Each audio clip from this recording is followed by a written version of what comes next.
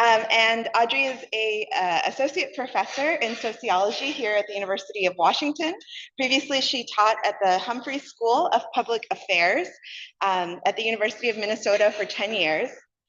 Dorlier's research agenda strives to elucidate how human population dynamics and behaviors intersect with environmental conditions to affect health. Her work describes demographic and health patterns and attempts to identify causal factors responsible for these patterns. So I'm going to go on to tell you about 3 different strands of her work. The first strand of her work focuses on the effects of early life exposure, including disease, nutrition, and climate on health, both in the United States and sub-Saharan Africa. She also, secondly, analyzes how human behavior and population dynamics affect the spread and severity of infectious disease. And finally, she also has conducted research on spatial demography and urbanization with a focus on health and climate change vulnerability. And her research has been published in Population Development Review, Demography, Population Health Metrics, Biodemography and Social Biology, Demographic Research, and +1. Yay, welcome. We also have Chris Soria, who is a PhD student in demography at the University of California, Berkeley, where he also earned his PhD, or his BA in sociology. His research focuses on social networks' effect on health and mortality, particularly in relation to cognitive health and dementia among aging populations. He uses causal inference methods to study the influence of personal social networks on cognitive aging and health disparities, and his work examines mortality and disease inequality among different groups, which includes political partisans, socially isolated individuals, and migrants. And his goals are to understand how diversity within social networks can uniquely and positively impact health outcomes. Welcome, Chris. Take it away. So how to make sure this is working? Just share screen. I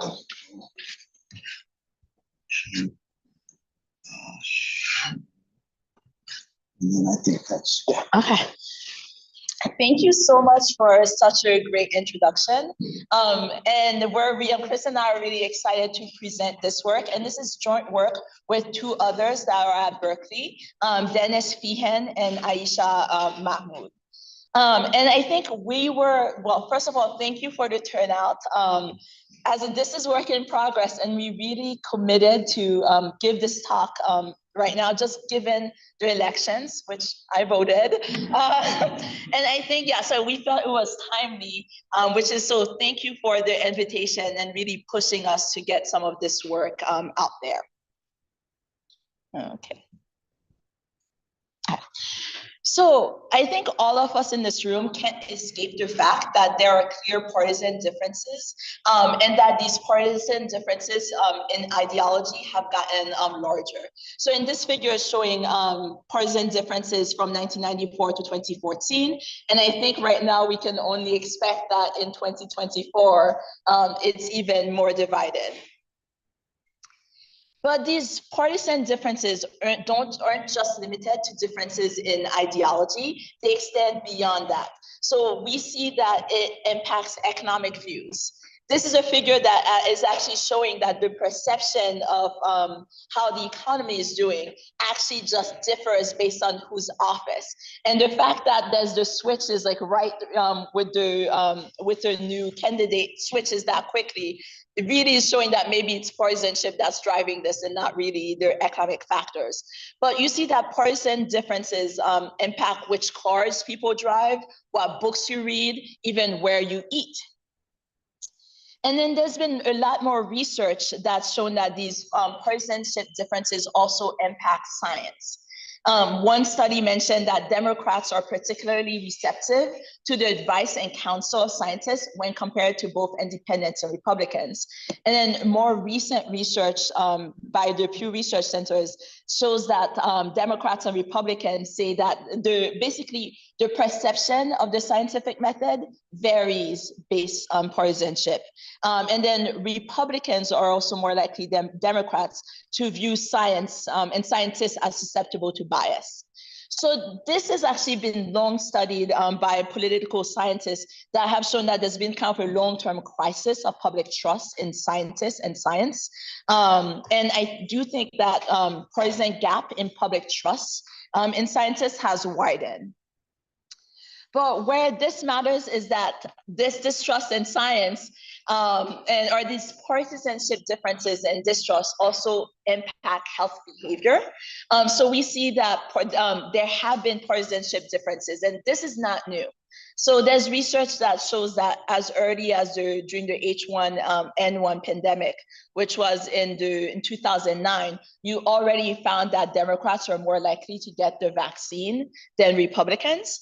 But it's just that now I feel that some of these behaviors or beliefs have intensified. So this is a quote by RFK Jr., who's now saying actually no vaccine is safe and effective.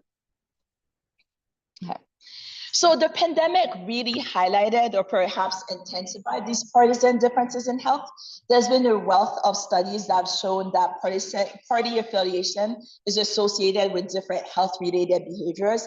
And I'll show you a few figures from these studies in the next few slides. But then I think in particular, the one that came to mind is the study by Wallace, Goetz, and Goldsmith Pinkham at Yale that had actually found that there was excess mortality for COVID-19 was higher, significantly higher. I think they said maybe 43% higher for Republican voters compared to Democratic voters. I'm not sure if they age standardized, but even if they had it part of that difference, it's a stark difference. So this was one of the first studies that had come out during the pandemic, just showing, and this was based on data during the April 2020 wave, I believe, where it just showed you, even from the beginning, you see differences between Democrats and Republicans in their wealth of behaviors, from washing hands to self-quarantining to, just all the, you see the significant difference. And also in terms of attitudes. Yeah. And these same authors actually then looked at the evolution of these partisanship differences. And you see that across multiple waves, and I think this is across the first full year of the pandemic, you saw that these partisanship differences in health behaviors sustained and actually may have widened.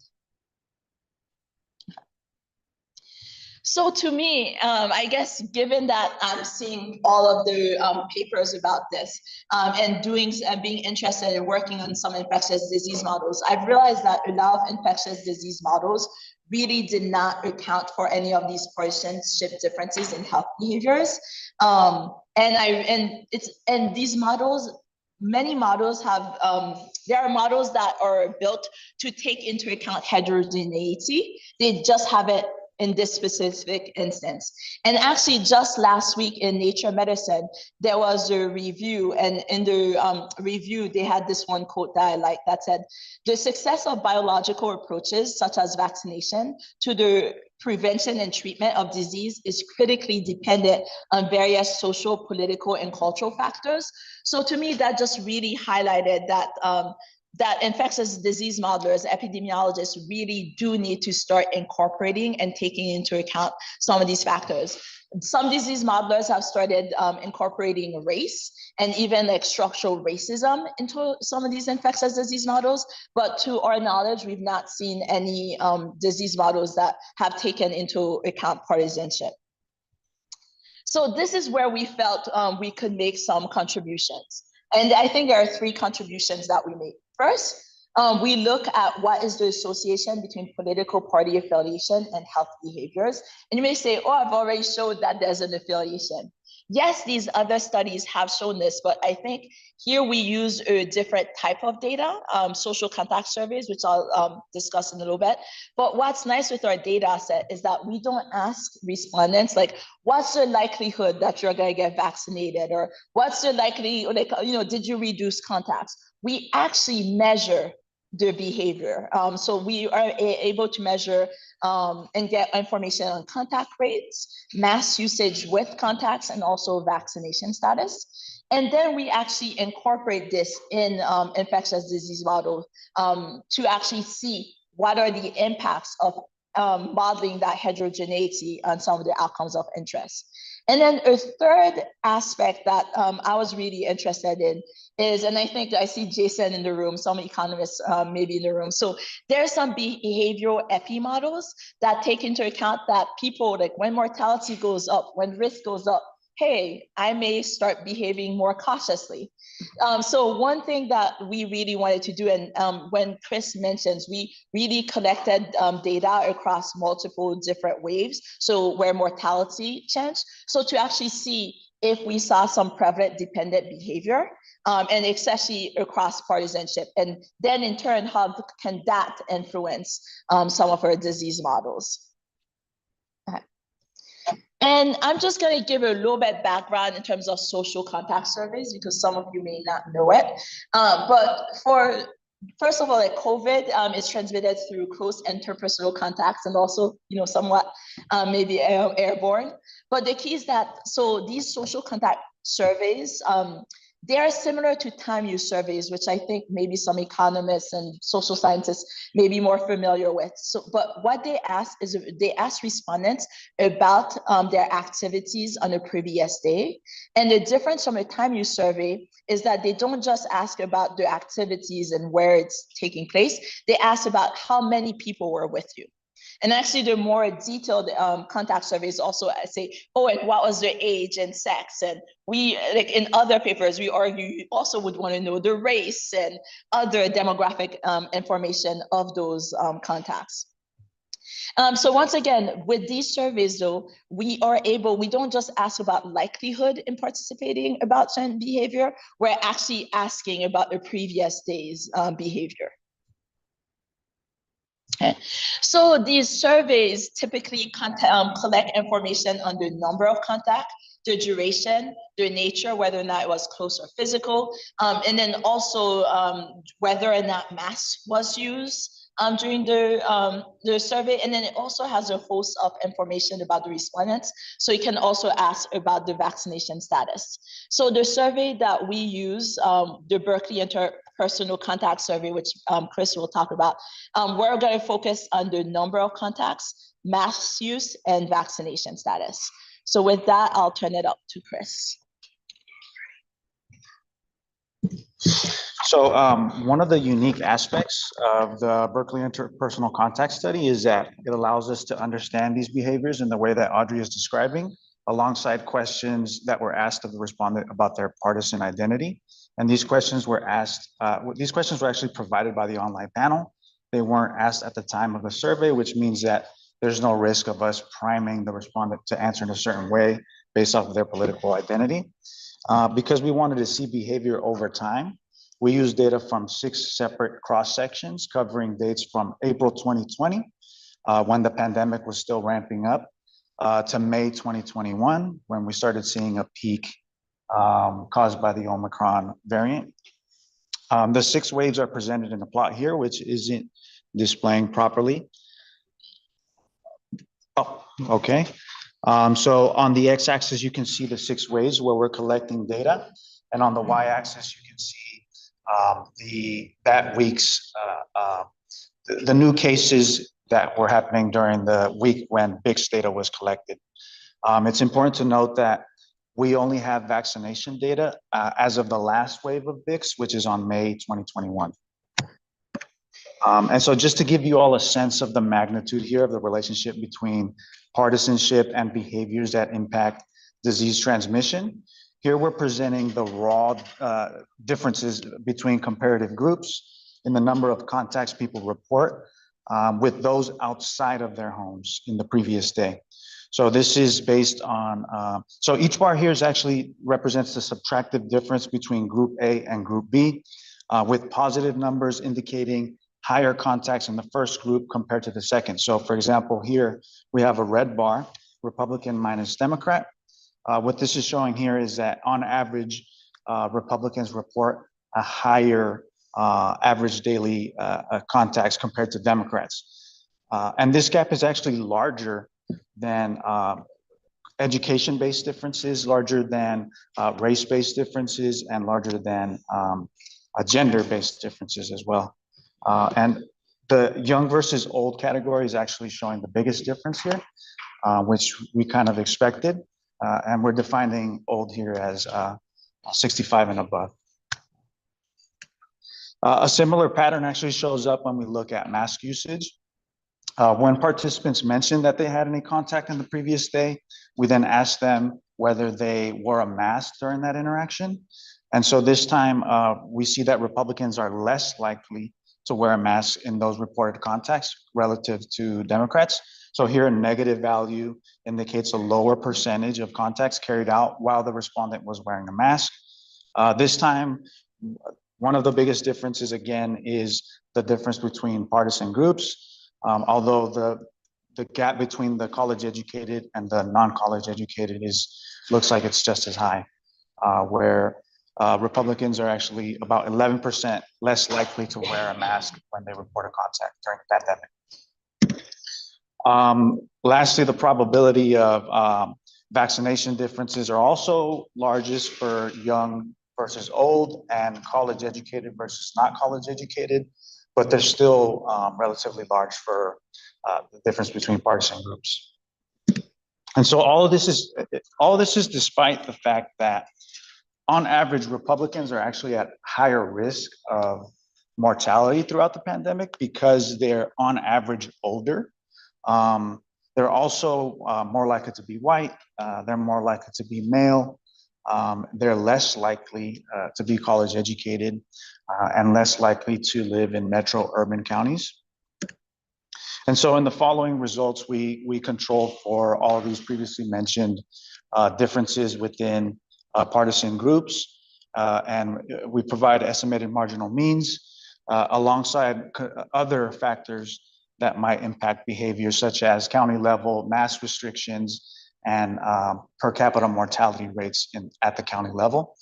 And because we wanted to see how partisans actually respond to mortality data, we went into historical records on mortality rates as they were published at the time, rather than more recent ones that have been updated. And so what I'm going to present is first, I'm going to present these models using where I'm focusing on non-household contacts as the outcome, mask usage, and the percentage, the probability of vaccination. Democrats are always going to be blue, Republicans are always going to be red, and independents are always going to be green. And I'm going to present three models where in model one, I'm only including structural variables like the wave, the day that the data was collected on. In model two, I'm going to control for those social demographic variables that I mentioned that there was a lot of difference between Republicans and Democrats in. And in model three, I'm going to control for the contextual variables such as mortality rate and whether there was a mask mandate at the county level. And so what I'm seeing is that, or what we're seeing is that Democrats report fewer Democrats report fewer non-household contacts throughout the pandemic. So on the x-axis here, we have the three different models that I just described. And on the y-axis, we're showing the estimated contacts. And so consistently, Democrats are lower in their average contacts throughout these models, even when we control for all these factors. The gap does shrink a little bit once we control for social demographic and contextual factors, but there's still a very clear difference that persists even after these controls. And a similar thing pops out when we're looking at mask usage. Throughout the pandemic, Democrats are more likely to report wearing a mask, even after we include all these controls. And in line with the raw averages, we see that Democrats are about 10% more likely to wear a mask during their interactions compared to Republicans. And for vaccination, Democrats are also much more likely to have reported being vaccinated as of May 2021. And these are all factors that when we produce a disease model, these are all factors that will change the impact on that will change the disease spread. And so Audrey's going to talk a little bit about how that works. Thank you, Chris. So does this matter? And I think I'm going to show you that this heterogeneity in partisanship does. Okay. So just a quick refresher, because I'm not sure everyone here is an infectious disease modelers, but basically you can think in compartmental models where this is, you have susceptible class, infected and recovered. There's, I guess, one concept I want to show you in a basic model, the contact rate. So how many contacts you have can influence the or not. So basically you can think in a simple model, if you have increased contact, higher or not, but also if you any factors that increase or let's say reduce the probability of transmission. So wearing your mask or some of that protective behavior could reduce the or not. All right. So, but our model is not just a simple SIR. It's a little bit more complicated. So in the next few slides, I'm going to walk you through the components of our model, and then Chris will show you some of the model simulation results. So we have a two-group SIR model with two subgroups. So the two groups are Democrats and Republicans. And within each group I, we have unprotected and protected. And by protected, those are people who are like doing things like masking or other preventive measures. And I just want to highlight that protected is not the same as recovered because they're not necessarily immune. Okay. So if I'm looking at the first component of the SIR model, so for each group, Republican, Democrat, you in the unprotected, you have susceptibles. And then they become infected at a rate. This is the force of infection lambda, and then they recover and at a certain rate, and then go to the recovered class. There is mortality where some folks, people who are infected, die at a certain rate. Oh, actually, and in this model, we also have some waning immunity where immunity doesn't last forever. So people can go from the recovered class and become susceptible again. But as I said, there's a protected and unprotected group. So we're seeing in the model, we model kind of the same flow where we have the protected class, and you also have that flow from susceptibles to infected to recovered. But there's a few differences. So one of the differences is that for the protected class, the force of infection lambda is scaled by a factor. The kappa. So basically, kappa is lowers the probability of infection given contacts. And I just want to highlight that for each group of susceptibles, it's not the force of infection is not just interactions with other unprotected. It's also actually kind of you're also having interaction with protected and unprotected individuals. So here, when you have the probability of transmission, it's going to be higher if you have a greater share of your contacts are from unprotected folks. Yes, and then and the force of infection is also going to be higher if your contact rate is higher. So I think those might be like just the key 2 points I want people to take away. But then another thing that I want to mention, so this is just one layer. You have to remember that this is happening with the background of having Democrats and Republicans. So how do I think about contacts across these two groups? So in our data, what do we know? So we know, Chris presented, we know the average number of contacts that Democrats have, and we know the average number of contacts that Republicans have. What we do not know is what share of those contacts are just with other Democrats, and how many of the contacts are with Republican, and for likewise a Republican, what share of those contacts are with other Republicans and Democrats. So this is where we have in our model, we have another parameter that we called H, homophily. So homophily is going to be the proportion of the group. So the proportion of Republicans' contacts that are with their own group. So if my homophily is at 50%, I'm going to assume that 50% of the Republicans' contacts are with other Republicans. And one other assumption I make is that that parameter homophily is going to equal the group's share of total contacts. So this is one piece that's unknown. And and I guess later on, if people have questions afterwards, we can show you how that homophily parameter can interact with the size of the population and the fact that the contact rates vary. Okay. So one other aspect from our model is that individuals move between the two groups. So you have someone maybe an unprotected susceptible, but there's going to be a rate in which they adopt protective behavior. And there's going to be a rate at which there's that fatigue. You're not going to wear a mask forever. Or maybe not. Some of you are not going to wear a mask forever. And that piece, it's inspired, this component of the model is inspired by other papers. So there was a Harris et al. That was published in 2023 that have this protected and unprotected group and some of that waning of behavior, that fatigue, and also that adoption of protective behavior.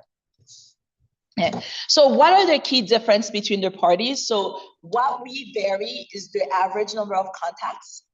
And then because the average number of contacts are going to vary, homophily is going to vary, but we only, in terms of doing the math right, we can only set the homophily for one group. So just to start, we'll set homophily for Republicans equal to 0.5. Yeah. And then we also vary the rate of adoptive protective behavior, where we assume that Democrats are going to adopt protective behavior at a faster rate than Republicans. And also Democrats are going, the rate of fatigue is going to be slower than Republicans. And then one thing, this is not, we have a simple compartmental models where we're not stratifying by age. So to account for the fact that Republicans were older on average, and we know COVID has this like almost exponential increase in mortality, we actually have the death rates vary. So we made the death rates from Republicans higher, not because of, just because to reflect that they're older. Okay. So in terms of some of the and I guess in terms of the model, we're doing a respiratory infection. So using a lot of the parameters similar to COVID. So these are just some of the assumptions we made where, the probability of transmission given a contact is 0.05. It takes about 10 days to recover. We had this waning immunity. And for now, we are that scaling, like when you're doing protective behavior, we're having it at a 0.7. And if masking everything, if it was 100% perfect, it would be 0. So here we're assuming that it protects some, but it's not perfect, because like both parties aren't necessarily masking and so on. So now I'm going to turn it to Chris, who's going to show you the results of some of those first simulations. All right. Okay, so what we're showing here is a disease model simulation that does not incorporate partisan differences yet. We're considering this population homogeneous, and we're gonna be using this model as the null model to contrast against models where we're modifying behavior within party groups. And so really what we want to do is just show that partisan has an impact and show how it's impacting these models and changing the overall simulated pandemic. So we're always going to be holding overall average behavior consistent, and we're only going to be varying behavior within that overall average for Democrats and Republicans. So here on the x-axis, we're showing the simulated pandemic and how it progresses over time. And on the y-axis, we show the proportion of the population that is infected with this COVID-like virus at the time. We drew 2 lines here. The horizontal line is indicating where the peak of this simulated pandemic happens, and the vertical line is indicating the timing of that peak. And so we're going to keep these lines on every successive plot so that you can see where the null model peak and timing happens in comparison to these adjusted models. And so when we're acknowledging partisan heterogeneity, both the magnitude and the timing of the peak here are shifting. So here again, we're holding all overall population averages constant. So it's not that we're just changing the level here. And disease parameters are also constant. And we see not only that there's a difference in the magnitude of the peak of the pandemic, but the shift, there's a shift in that magnitude where it's now happening a little bit earlier. And we obviously we see differences where the Republican peak is looking taller and the Democratic peak is looking a little bit shorter. But to me, the important thing here is that even though the overall averages are staying the same and Democrats are a little bit safer, Republicans are a little less safe, the overall pandemic is shifting when we incorporate these differences. And again, as Audrey said, we're assuming here that homophily is at 0.5, which means that half of Republican contacts are being had with other Republicans and the other half is being had with Democrats, which in my opinion might not be realistic. I would expect there to be some homophily along partisanship lines where, for example, maybe Republicans prefer their own company more than the company of other Democrats, either by choice or by circumstance. And so I think that there'd be more likely that we'd see some within group preference. But as we said, we don't have that parameter. So we're gonna adjust it just so that we can see how homophily is impacting the overall pandemic, the simulated pandemic. So now we're adjusting the model so that 70% of Republican contacts are with themselves and the other 30% are with Democrats. And the really interesting thing here is that once we introduce homophily, it doesn't just impact the overall magnitude of the peak again, but it shifts the timing so that it happens even sooner. And it also further increases the gap between the proportion infected for Republicans and Democrats. Again, I personally think that this is the more realistic scenario, that you would see some homophily in this way, but we really don't have any data on homophily in the big study, so we can't say this for sure. Here's another scenario where this time we're adjusting homophily so that 90% of Republican contacts are with themselves. And basically what this is telling us is that homophily tends to be shifting the timing of the pandemic so that it happens sooner. Although if you notice, the overall magnitude of the pandemic shifts a little bit closer to the null model, which is essentially telling us that homophily is more impactful on the timing of this pandemic rather than the overall size of it. And so we wanted to sort of decompose the difference, how different behaviors are impacting the pandemic by themselves. So here we see that just differences in contact rates by themselves without changing anything else in the null model is moving the peak of the pandemic sooner. And we see a similar story when we look at mass usage. Mass usage also tends to decrease the magnitude of the pandemic a little bit, and it shifts it sooner. So I think the point here is that even acknowledging partisan differences minimally tends to impact the overall story of the pandemic. But there's still a little bit more that we want to talk about. And here, just for the time being, we're only showing you the results for infected, and we're only showing you kind of like, the first part of the pandemic, or the first like 200 days. But actually, there's other studies that have shown that when you have that fatigue and waning behavior, if we were looking at a longer period of time, there could actually be some really interesting dynamics. So there's one paper that actually has found that with that waning and that fatigue, sometimes the second, like when you have the second wave can be even more different. Okay. But now I actually want to highlight the third contribution that I had mentioned is what about prevalence dependent behavior? And then we also had mentioned that the model has vaccination. So the key is that, so in the model, you cannot see it right now, but we actually have another term, zeta, which is responsiveness of the contacts to deaths. So you can think of like the death influencing Linda. But this is where we basically are assuming that it differs across partisanship.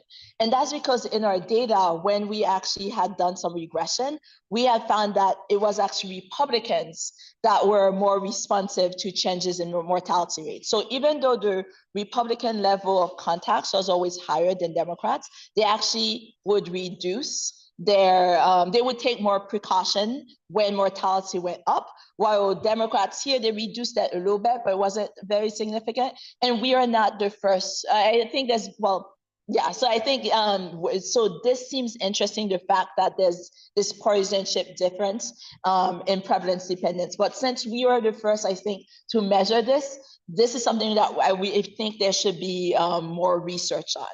And then for the results for the vaccination, because it didn't happen until later, we're not going to focus too much on the model. And also vaccination here, we had modeled it as putting you in the recovered, but there's still some debate to whether or not it limited transmission versus was more for the more effective protected status. So what would a model look like with Zeta? And here actually, here I'm going to show you the effect of varying zeta. Here the lines look a little bit different than the previous because we just adding zeta caused us to change a few things to the model. But I'm going to compare this slide to the next slide. So basically, if I really increase the zeta, so that means Republicans' prevalent dependent behavior, like how they react to mortality, then you could see that if this is really happening and if it's really high, it can actually dampen, kind of mitigate some of those partisan differences we had seen in terms of average contacts. So to me, that tells me that like there really needs to be more research on whether or not there is this prevalent dependent behavior, which I think historically we've seen across like with the HIV epidemic and the Phillips and Posner papers. Like we know sometimes this happens, but whether or not it's really varying with bipartisanship status. All right. So with some of these results, there are limitations to the work. For the empirical data, yes, we are asking about behavior and quantifying it, but we did not observe the behavior. It's still self-reported health behavior, so there could be some error there. There's also the concern of social desirability bias, where perhaps people may say, hey, a Democrat may be more likely to say like, oh no, I'm going to mention, like, I want people to see that I behave like what I think a Democrat should behave, like, and reduce my contact and wear a mask. So there could be that, although there was a 2022 review by Malka and Alderman that did not find evidence of insincere responses on divisive political matters. And also, I think we may have limited that a little bit. The fact that the information on party affiliation and beliefs were not collected at the same time. One big limitation is that we don't have information on the respondents' contacts political party affiliation. So I just know how the number, I don't know anything about their contacts affiliation. So we were not able to measure homophily, and I do think that can be very important. And then, as I had mentioned, more studies really need to, it would be useful to have more data on this prevalent dependent behavior. We had one wave of the data where there was mortality was varying, but it would be interesting if we had a longer time period. Okay. So in terms of the disease model, one of the limitations is that it's not stratified by age. And this is one where we know the contacts vary a lot by age and the mortality. So I feel like, so I wonder if there might be some more nuance or some more interesting results if we had age stratified models. There's some uncertainty about model parameters. And then also here we presented you a two-party Democrats versus Republican, but we collected information had Democrats, Republican, and independents. So we do have a version where we try to figure out how it would work with the three group SIR, but as I said, this is hot off the press, work in progress. So we've not finished running those simulations to see if there's big differences between the 2 groups to 3 groups, which complicates some of the math or the homophily and all of that stuff. And then as Chris mentioned, is that not only, so this model focused on really like, what's the impact of just the current partisanship differences? But then we also know that there's increased polarization, where there's that pulling apart, and there's some research, and I'm not sure if there's political scientists in the room that can help me with that, but there's some term where people feel like effective polarization has increased. So this is a fact where people of one party are starting to, I think, dislike, there's more hate or dislike for people of other groups, or spending less time with members of other groups. So if that is happening, might we really be seeing increased homophily? And then also with this effective polarization, maybe in our model, we may want to model out-group aversion. So what does this look like? So this is where basically, if a party says, oh, you have high contact, I'm going to have low, like purposely is responding not to the behavior of the other group for feedback. But that was, so there are some models. There's a recent one by Smaldino, and I think this is Jamie Jones in 2021 that has some of this out-group aversion, but we would have to modify it a little bit. And I think these are some lines that Chris is really interested in pursuing. So in conclusion, basically, we showed that Democrats and Republicans differ greatly in their contact rates, mask usage, and vaccination rates during the pandemic. So this is in line with a vast amount of literature that has documented this. But I think what I hope we've showed here, and this is just a preview, is that we show one way to incorporate these differences in disease models. And I think we saw, at least in terms of timing and the magnitude of the peak, that it matters. And I think it's really important to be able to measure some homophily, and also in the presence of prevalent dependent behavior. And as my colleagues, I think I have some notes from Dennis that says like, we see this as really a first step. There are many other modeling interesting questions that we can explore. So for example, how to incorporate, so like, are there better ways to incorporate the prevalence dependent behavior? So we had it impact transmission, but maybe can also impact the probability of like, oh, I'm gonna really wear a mask now, mortality went up. Are there, and I think like other things that we don't explore right now, we don't explore important contextual factors like urban rural, or so I think there's a lot more that we could do. And we are really seeking like feedback on some of this work that we're doing here, but what other work along this line that we could do in the future. So with that, I want to say thank you. I want to acknowledge, so the Berkeley folks want to acknowledge funding from the Berkeley Population Center. I want to acknowledge, so a lot of this work was done with support from funding from the Minnesota Population Center. And I think now I also want to add CSCE. If it wasn't for this presentation and bring Chris, I don't think, you always need to have that accountability to like move this work forward that really help us get this moving. So if you have any suggestions or comments, or once we have the full paper drafted, want to send us feedback or want us to email you to get some feedback, do reach out to me at doralian@uw.edu, and then Chris Soria at berkeley.edu.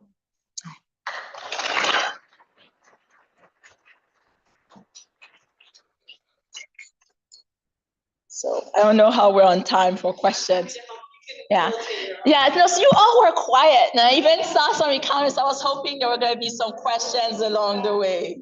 Yeah. So I have a couple of first questions. In these surveys, is contact defined as voluntary, like you chose to have contact with someone, or like if I'm a Democrat in a small town or university school, like I'm probably going to come in contact with more Republican for like if I'm choosing. Yeah. Okay, so the question was how are contacts defined? So we do not say mention whether or not, we don't have any information whether or not the person wanted to be in contact, or if this is a contact. We do have information on the setting, whether or not the contact happened at work, at least in work, at home, grocery store. So you have some of that information, but we don't have information on like, oh, did you want to be in contact with that? But one piece of research, so we actually did a lot of research that we did not show you. So when you were talking about a Democrat in a small town, we actually had a whole other line of research that we did not show that showed, we did some analysis of what happens when you're a Democrat in a primarily Republican district and vice versa. How does that impact their behavior? So in that, we found that for, I have to like, we may have some of the slides. So I think there we actually see that people behave differently. So I think that, we might actually, oh yeah, this, sorry. This one, yeah. So this one is actually when a Democrat is in the Democrat district, you see the same. But you see that when a Democrat is in a Republican district, they actually still act the same. But for Republicans, you did, and you see that there was some, they would be influenced by being in the Democrat. They would, the Republicans in Democratic districts who might be forced to interact with more Democrats, on average would have fewer contacts than Republican that are just in the Republican district. And likewise, we had some of that information for mass usage where Democrats in the Republican district would increase their mask a little bit. Yeah, and then I think, but Republican in a Democrat district, like that did not change too much. Oh, but then Republican in the Republican district, we saw, well, actually increased a little bit, so it varies. Other questions? Yes.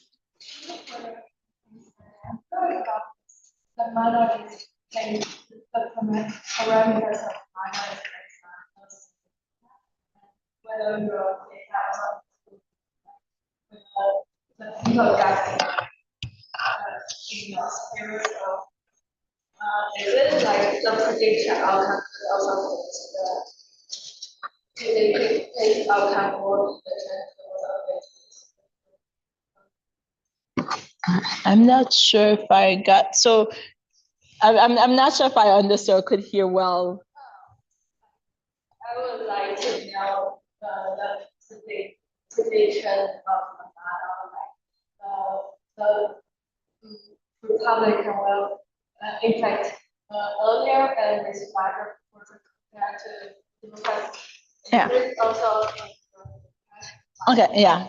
No, so I think the question was, do we see some of these findings from the model in real time? And I think one thing that we do see in real time that Pitt and Golden-Smith had found is that we did see Republicans had that higher mortality rate or higher cases of infected compared to Democrats.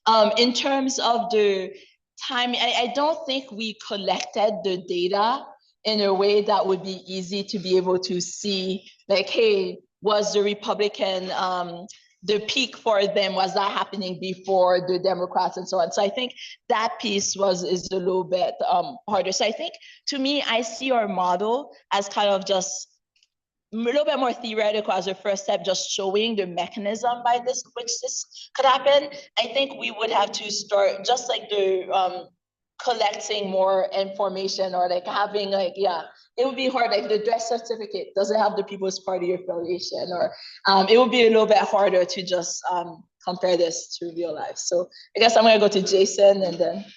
The area really that's what it is. Yeah. There's systematic differences in reporting, whether it's voted by party status. Yeah. So what I was gonna suggest anyway, but I think helps with this is you could go and figure out like where more Republican and Democrat areas are in the forecast out of your model for like what you have in the epidemic, and then check it against the wastewater data for those places. That's mostly in cities, but cities do vary in like how. Yeah. So Jason Cohen had a response to that. He said that for mortality, we would never be able, maybe mortality data or the death certificate wouldn't be able to be a good source just because reporting whether or not the cause of death was COVID might be influenced by partisanship. But he mentioned identifying locations that where cities are primarily Democrat or Republican and actually using their wastewater data where you might think there's less bias in reporting from that as using that to test the model. Wait, no, there was, yeah, in the back. About how to measure or ask what the affiliation of a contact is. And what that would look like, just because it seems that homosexuality seems to be a huge issue. I'm just wondering if you have any suggestions or ideas about how to. So the question is, do we have any suggestions on how to get their contacts' political affiliation? So I think maybe we can just try asking. So one thing that in the big survey and contact surveys that I'm working on, I know now some of the models before you may have had, like, I'll go to race. You may have had the race of the respondents, but now we're actually asking, oh, can you tell us the race, along with the age and sex, can you guess the race of the contacts? So likewise, we could try to have the respondents estimate, but there might be some error. I see some skepticism. So I think that's one piece where I'm not sure if through the contact surveys is the best way, or if there's other surveys or other, like, to be able to quantify that to get that parameter. Yeah. So it's really interesting work, and I have a lot of ideas about stuff. I was gonna kind of, using that same idea, I think just age, race, sex, matching either from your data or other sources, and then also geography. If you put all that in, you get like a bottom, like a base level. It's not going to tell you how much monthly you have, but it's like it's not going to be lower than that. If you once you start that, so that might be worth it. And then, are you going to present when you go? Are you going to present cumulative deaths? Not just cases. Yeah, no, I think we were finalizing the model this week, so I think we should show cumulative death. Yeah. I think that is always more. That's like the most. That's what hits people over the head. And then this will get half of people not listening to you, but they probably won't listen to you anyway for all the reasons you already mentioned. But if we wanted to be really interesting and private, we could do, like, if Republicans had behaved more like Democrats, how many fewer Republicans would have died? And how many fewer Democrats would have died as well? How many more Democrats would have died? Yeah. But also, if Republicans have behaved like Democrats, fewer Democrats would have died as well. Yeah. No, so those are a great suggestions. So I think the suggestion is to not just show the proportion, the result on the infected, show the cumulative deaths. And I think the cumulative deaths, it's going to be even more intensified because of that differential mortality rate. And then also do some simulation where we show how many fewer Republicans would have died, let's say, if they had behaved more like Democrats and vice versa. And maybe I'm going to say something morbid in relation to the elections next week. Maybe COVID killed a lot of Republicans. I don't know if in some settings it may actually influence, like those are people who cannot vote. So I don't know, like this just, like it may actually have electoral impacts in certain settings. I don't know. That sounds a little morbid. Another reason to like protect, yeah. I'm curious in potential future work you do with this data with the independents and seeing how they influence things. In the way you collected the data, do you have more specifics about the people who call themselves independents? Because I'm imagining someone who like calls themselves a communist would behave differently than someone who calls themselves a libertarian. They might both check the independent box. So I'm really curious what that actually looks like. Yeah, there was actually 4 categories in yeah.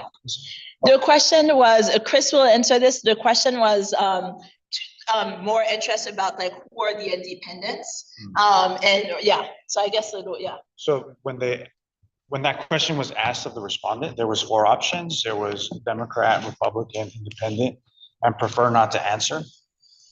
We didn't show the prefer not to answer because we don't really know who's in that category. But one of the interesting things was that, and I think this is consistent with some of the literature, is that independents actually look more like Republicans in their behavior than they do Democrats. So that to me suggests that maybe a lot of them are not left-leaning, or maybe they're more right-leaning, but they just are so right that they don't fit in with the Republican Party. I think that's what's happening in the independent category, but it's hard to say. Yeah. Yeah, libertarians. But we do think it's important to measure them because it's a meaningful quantity. Yeah. And then one other thing, the survey also had affiliation, but it also had political beliefs. Because I think there was a whole bunch of other analysis that we had done as to whether or not these patterns were driven by the most extreme. And it wasn't necessarily the case. And I don't know if we have time for, oh, okay.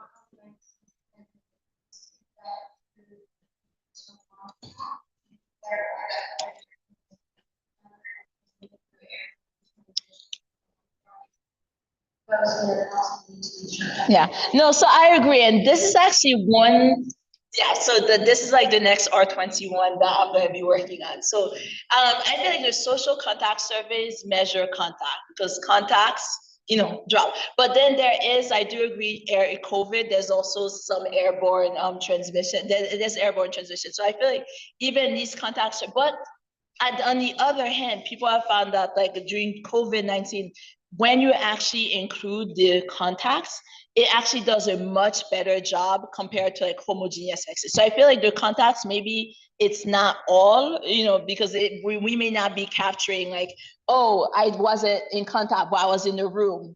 So I think there's still more of that nuance, but at least it's a move to the other direction, which is why for another project that I want to do in R21 is actually have people, when you do a contact survey, join that with air monitors, CO2 monitor, to actually see to what extent are the contacts correlated with CO2 output, to see, because maybe someone has high number of contacts, but they're rich in a perfectly ventilated room or something like that. So, but those are some other nuances where I'm interested in seeing how well maybe contacts are capturing air, like, how much other people's air you're breathing in.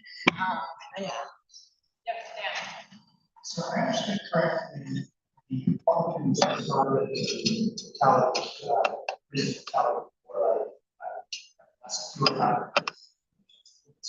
Yeah. What do you think is happening there? Is that risk mitigation, basically, or something else? I think it's risk mitigation, and actually, to me, I'm like, what if we were dealing with the Ebola or something else?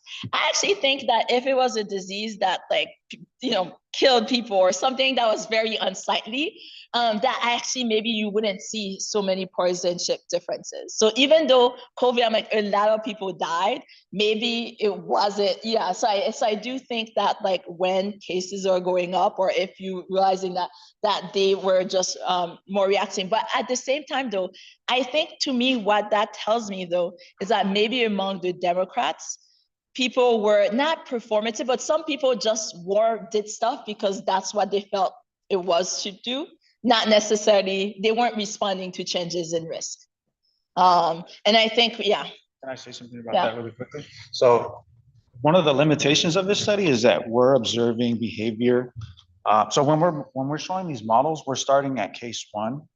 But when we're producing the average contacts, we're starting at case, I think that's at 100,000 deaths.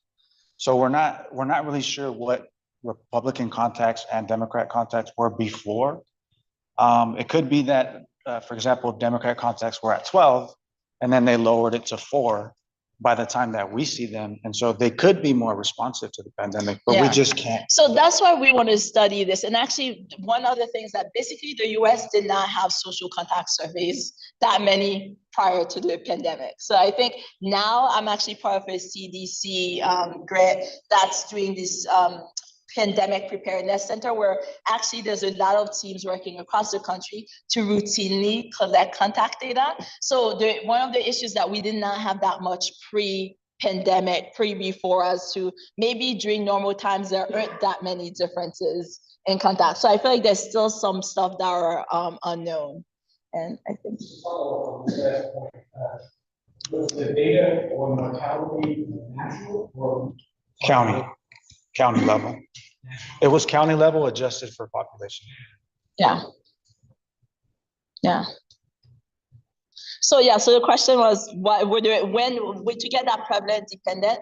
Yeah, we matched the mortality 1 week before at the county, and we made sure to get the time, so not the updated mortality, what people would have been told in the news at that time. Okay, and I think maybe one more. Yeah. I'm just wondering about the people who have like immigrants. They just be considered missing, or would you just let people self-identify regardless of citizenship status? It's really dependent on what they say they identify as. We're not really looking at their voter behavior or their registration. It just depends on what they say. So if you're a migrant and you say that you're a Democrat and or you say that you're a Republican, then you're being put into one of those two categories. Unfortunately, that's how it's treated. Do you think it would be different if they That I don't know. Like that I may leave to political scientists. Yeah. Thank you. Thank you so much.